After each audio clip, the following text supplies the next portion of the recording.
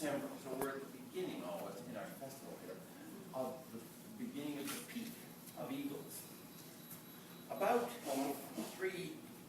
is the two previous winters, third winter ago, we had just a totally unprecedented number of eagles. Not only had I regularly gone to Brackendale, which had a record of the largest number of 3,900 eagles at one point, but I go every year to Alaska, to the American Bald Eagle Foundation. I'm a director on that as well. We have another big run of salmon on an incredibly famous river called the Chilkat. And it has a lot of eagles, but usually 1,200, 2,500,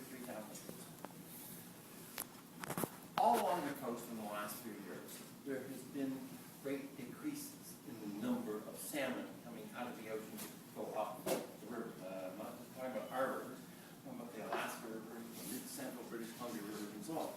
The number of salmon returning to the ocean has been down, down, down, down. And as a result, there hasn't been food to feed the eagles, the bears, the wolves. And then when the freeze-up comes, well, it didn't matter. Most of it, 2 years ago, when I was talking about, it didn't matter whether the freeze-up came or not. There was nothing to freeze up. There was no fish on the beaches. So the eagles came down here in big numbers, and we had over 10,000 eagles right here. Just between about where you're looking at here and between this general on the ridge. The biggest gathering of bald eagles. Now, if you're an eagle lover, that's wonderful. But if you love all ecology, it's a terrible thing because the result of we have abused all the area for so damn long. We've over-harvested the salmon. So there's the good and the bad side of all of these things. I want to focus today on some of the good sides. And I'm going to give you a presentation that talks about and illustrates the kind of same values about this little river system, which has been defined as the richest salmon river in Canada. There are all 5 species of salmon brought to the river. Steelhead trout go up the river, the Chehalis and Harris, and both trout. So it's an incredible river, and it's incredible but small. That's one of its risks. Small, but it also makes it manageable. We're fortunate that not all the hillsides have been stripped and clear-cut and eroded away and so on, so the stream bottoms are all filled and so on.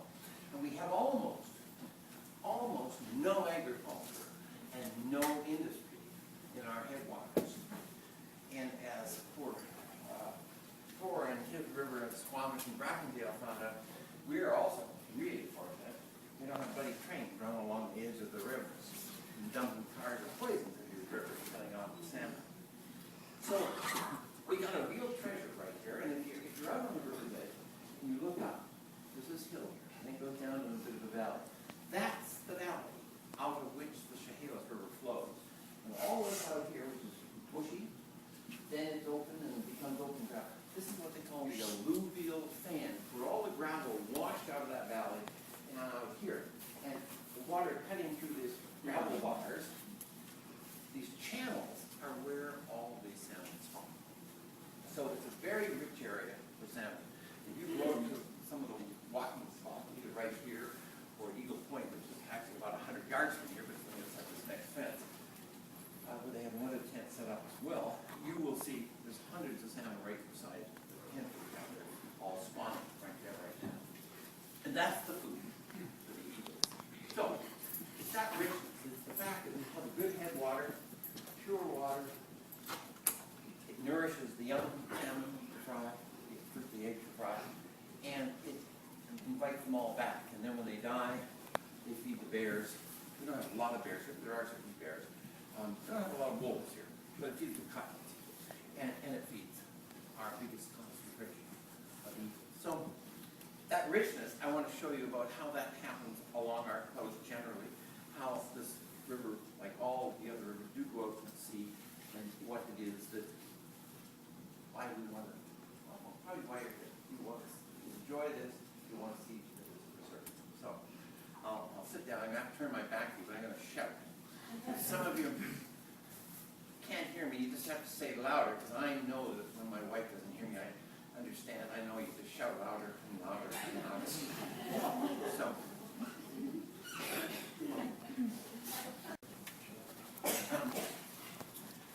the one on the right is, of course, the adult bald eagle. So what we see here is the bald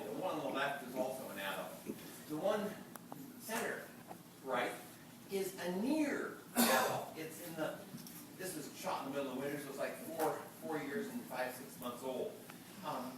It can breed, it does breed, but it's still going to have trouble getting a breeding territory. It's going to have to outcompete somebody else, and it's just not really quite fully mature. But they do move into the breeding population at that age.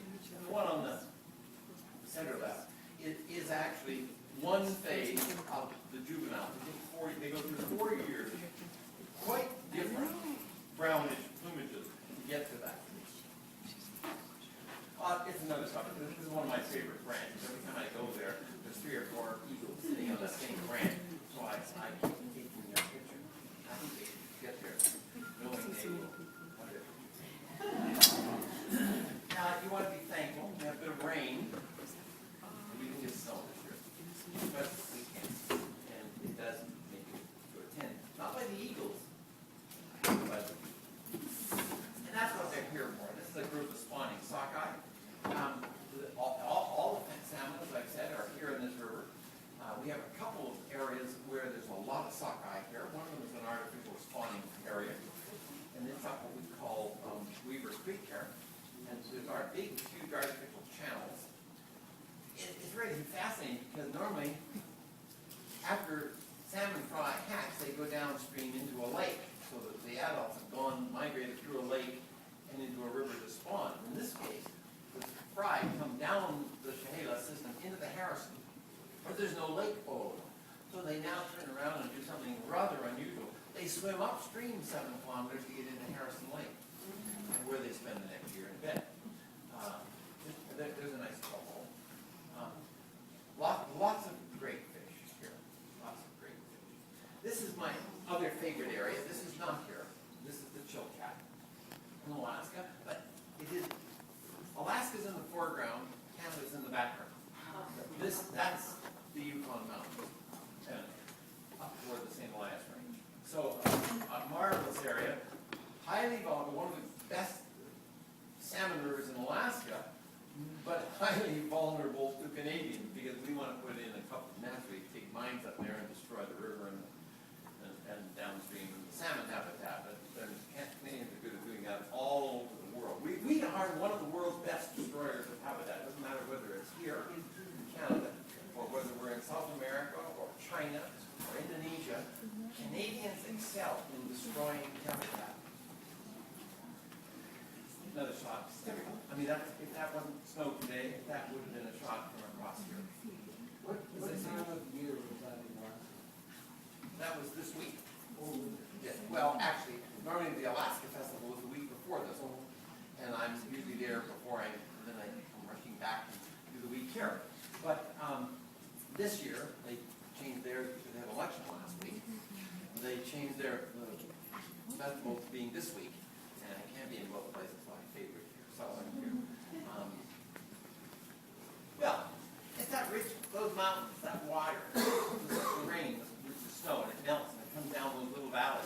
There's little valleys all over. Sometimes they make big valleys. And they bring down the nutrients, the minerals and the nutrients from the soil, and they feed that intertidal zone in the shallow waters. And this is very typical of what usually occurs up and down our entire coast. It's one of my favorite little animals. This is a little herd of sea otters. And it happens to be in Alaska. I'm optimistic we'll have it back like this in many, but we already have them on the coast of British Vancouver Island. In '64, I was the one that went up and helped the Alaska fishing team capture them, and we brought them back. So I have a kind of personal interest in sea otters. I was involved in the first reintroduction of the back to British Columbia. We had managed, starting our good traditions of destroying them, we had wiped out this creature in British Columbia by the 1900s, and but now we have them back, and they're starting to flourish along the west side of Vancouver Island. And of course, if you're going to have creatures like salmon, like sea otters, like then you're going to have their predators. You're going to have the orca.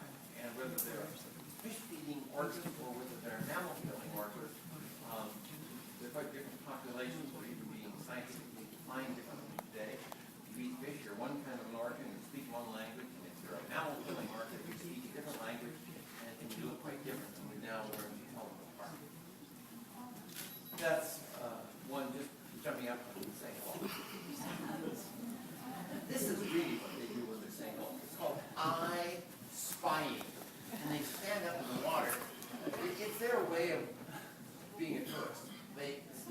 heads up and they watch who's going by. And you can just hear Jim telling John, that's the same boat I saw last week. You know? Well, that's exactly what they're doing. They get curious about tourists. There's no doubt out here in the Gulf Islands that there's so many of them now. Well, no, there's an incredibly decreased population, but they're so popular.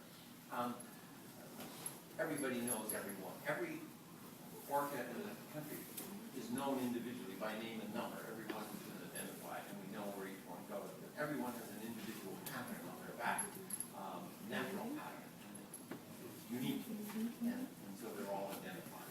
This is our other little dolphin. This is the Pacific white-sided dolphin, a little fasty, usually 12, 15 in the pod, but it can go 1,000, 1,500 of them. And when you get a gathering like that, many different family groups together, it's quite a show. It usually happens at mating season. That's the same thing with the orcas.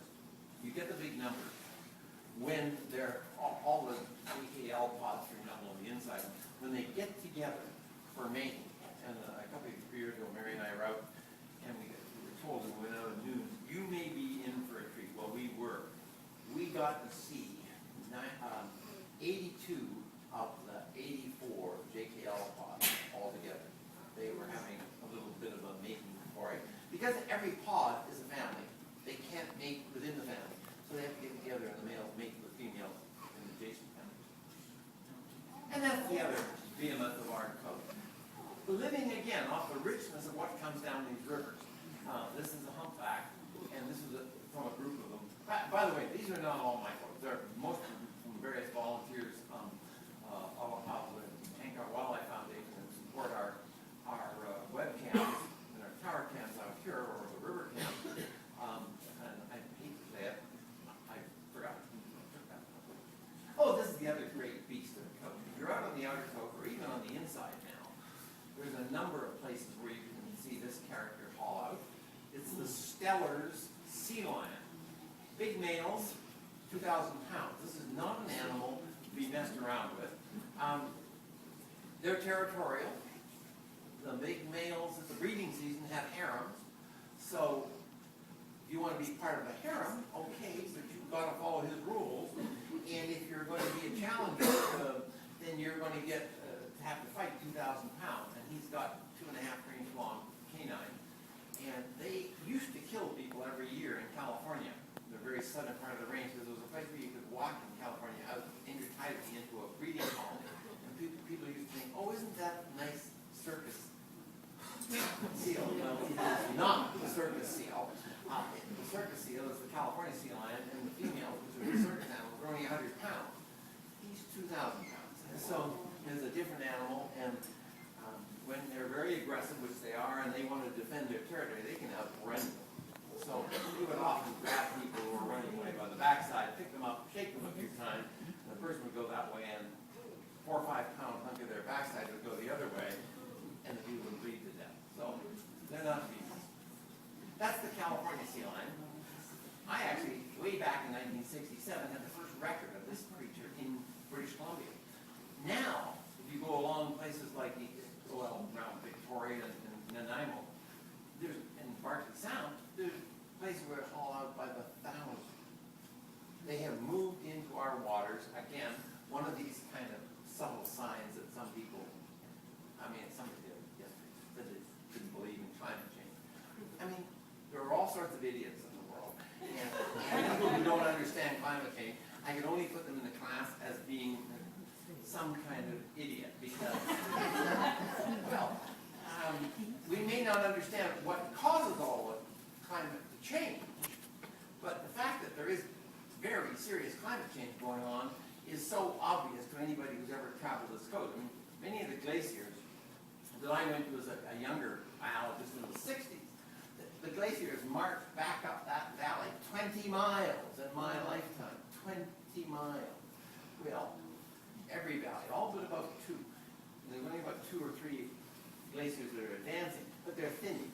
They're getting just more flexible, and they're running out. They're running faster, but they're thinning down. So everywhere, almost everywhere, the amount of ice that's being retained every year is getting less and less as the glaciers are melting that is? No, you can't tell me. Or, anybody else know what that is? It's what? It's a, oh, it's Pete's slime, yeah. Well, anybody knows what Pete's last name is, I'd give him credit, but I don't know what Herring Pete's spawn. It's what? Herring spawn. You're right, it is herring spawn. This is an awesome photograph, really, because we have, one of the things that we probably decimated most close to British Columbia and Alaska are the herring. It's one of the great nutrient sources for for several, the salmon, of course, and the seals, and the sea lions, and the orcas, and the dolphins.